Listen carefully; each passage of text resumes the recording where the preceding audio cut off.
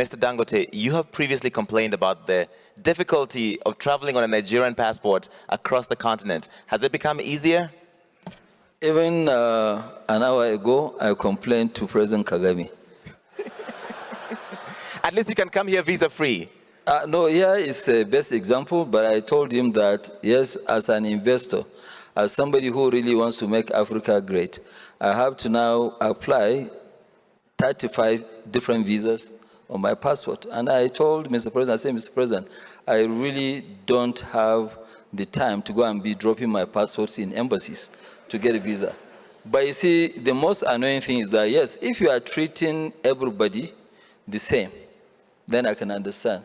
You know, I can assure you, Patrick doesn't need 35 visas.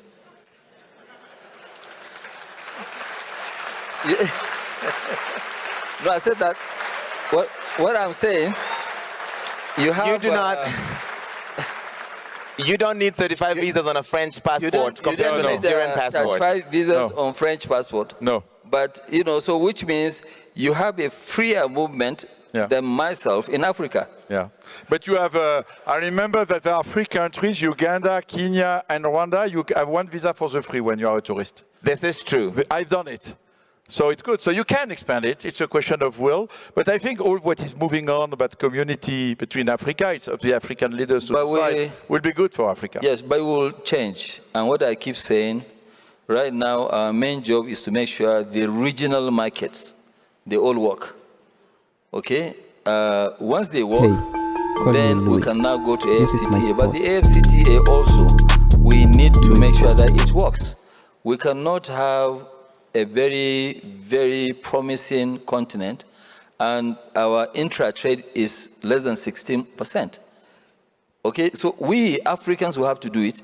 If we are waiting for foreigners to come and do it, both the development of Africa, it's not going to happen. So it can only happen by us Africans.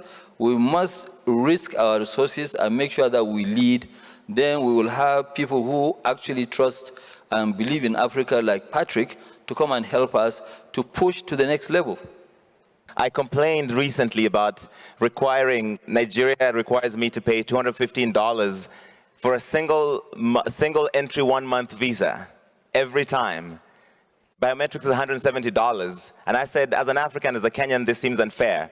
And they told me, actually, Kenya said it would be easier to come to Kenya. But then you introduced an electronic travel authorization, which made it harder to come to Kenya. So I was like, I don't work for government, but President Ruto is here, so he's heard. Okay. Babadago, let me also tell you the good news. On Monday, there was cabinet meeting, and President Tinubu wasn't happy about this same visa issue.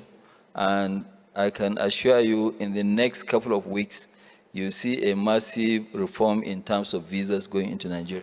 What do you guys think? Share thoughts and opinions in the comment section below. Let's have a proper discussion about this without having me impose my opinions and ideas on this matter.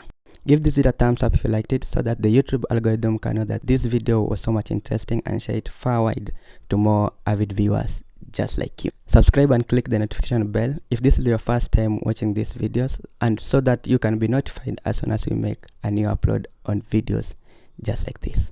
My name is Louis. Until next time, peace out.